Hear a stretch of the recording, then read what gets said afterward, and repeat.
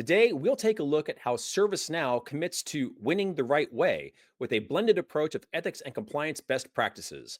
I'm your host, Bill Coffin, and this is the Ethicast.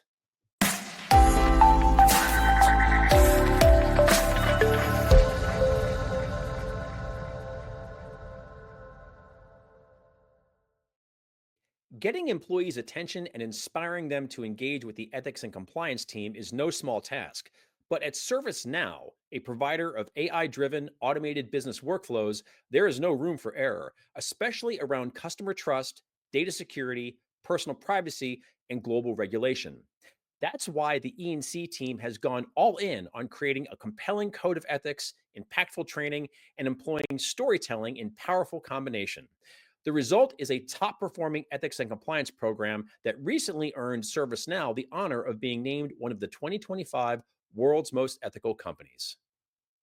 And joining us today to talk about how ServiceNow blends these program elements to maximum effect is Chief Ethics and Compliance Officer John Castelly. John, thank you for joining us, and congratulations to you and your team for your much deserved World's Most Ethical Companies recognition.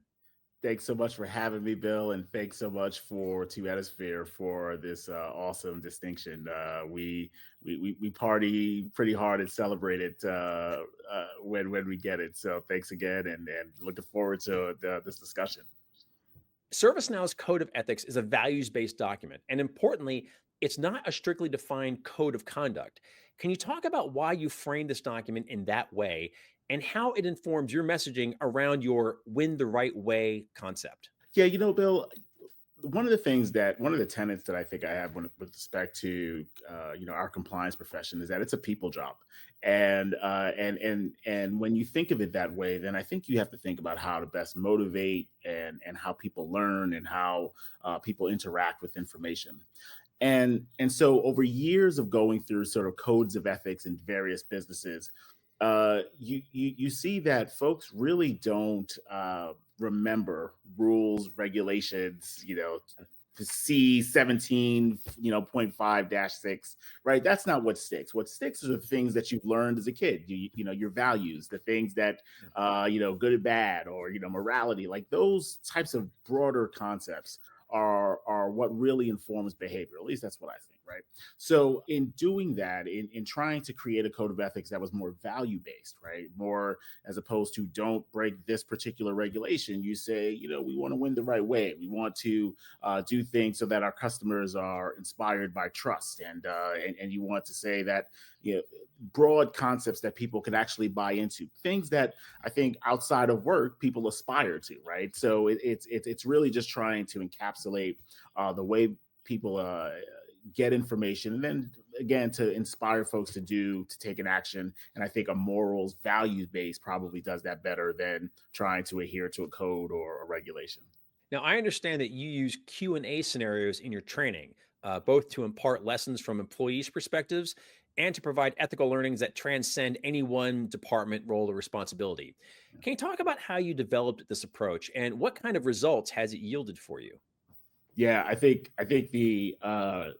the way we developed the approach was through lots of failures in trying to come out with scenarios and situations to make it stick. The way we wound up coming to it, I say it in jest, but it's there is some truth to it. The way we wound up coming to the idea of adding these sort of scenarios into the code of ethics itself is where we would get a lot of questions throughout the year from our employees with respect to, where can I get this information? And the answer would be, oh, have you read the code of ethics?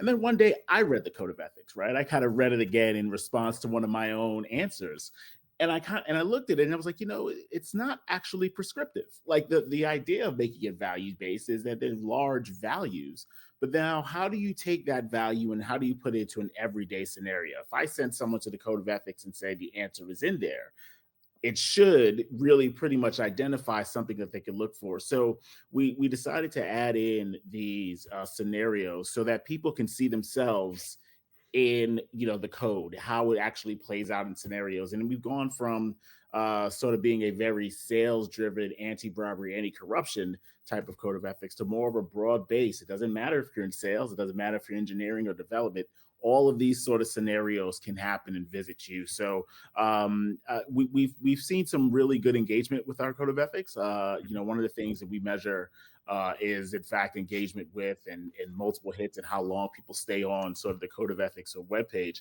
And we've definitely seen an increase lately as we move to those value based questions and scenarios. I think it helps people retain the information and again learn how to apply. How do you use storytelling to win trust with internal and external stakeholders? And why do you think that storytelling is such a crucial skill for E and C teams to focus on? Yeah, I think it goes back to sort of that first question of why values based versus rules and regs. It's because that's what people remember, right? You remember a story, you remember a good joke, you don't remember a good law, right? Like you remember those types of things. So again, thinking about how to interact with your audience and what are we trying to get to at the end of the day, right? Like what do we want? Do we want people to just remember what these rules are, or do we want people to be thinking about it and seeing it and being able to identify when they see it? You do that better by giving examples, giving scenarios, giving stories, anecdotes, things for people that'll stick to understand that when they see that anecdote come up or something anecdote adjacent, they can apply what they've learned, or it sort of triggers a response to our code. How do you go about like finding the stories that you think are going to really resonate with everybody? Whether it's just the people involved or how you maybe anonymize a story. Like, what are some techniques that you use to go? You know what? Out of all the stories we have, to offer, we're going to go with these couple because these really are the touchstones of our program. Well, step one would be hire excellent people that can do that. I have excellent people on my team who are really awesome at developing and thinking about that. So that's step one if you want to how to get there. But once you've achieved step one, I think the idea is um, put yourself into your employee's shoes, right? When you're drafting your code of ethics, let's get out of sort of the silo that we're in of thinking ethics and compliance and rules and regs and our responsibility to deliver this message, and think about how if I am a new employee in marketing at my company and I go to this code of ethics, what would I hope to see? Right? Like how would it help me?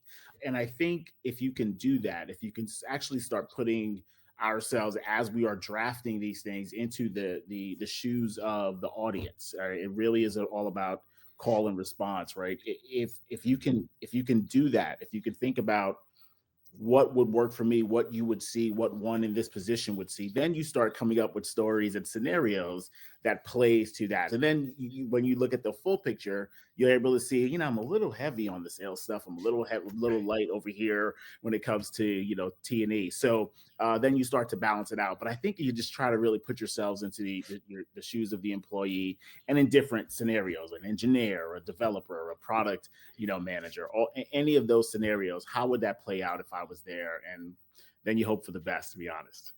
John, thank you so much for joining us today and for giving us a look at some of the winning E&C strategies that your team is employing within ServiceNow. And once again, congratulations to you and to your team for earning its much deserved recognition as one of the 2025 world's most ethical companies.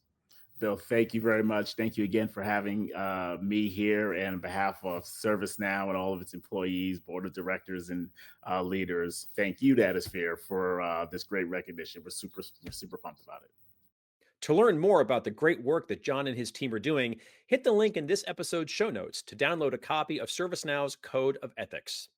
Be sure to visit worldsmostethicalcompanies.com for a full list of this year's honorees, including ServiceNow, as well as details on what goes into this recognition, the 5-year ethics premium, and more.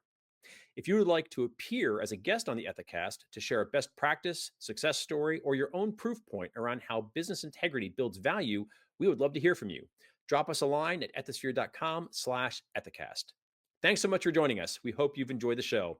For new episodes each week, be sure to subscribe on YouTube, Apple Podcasts, and Spotify.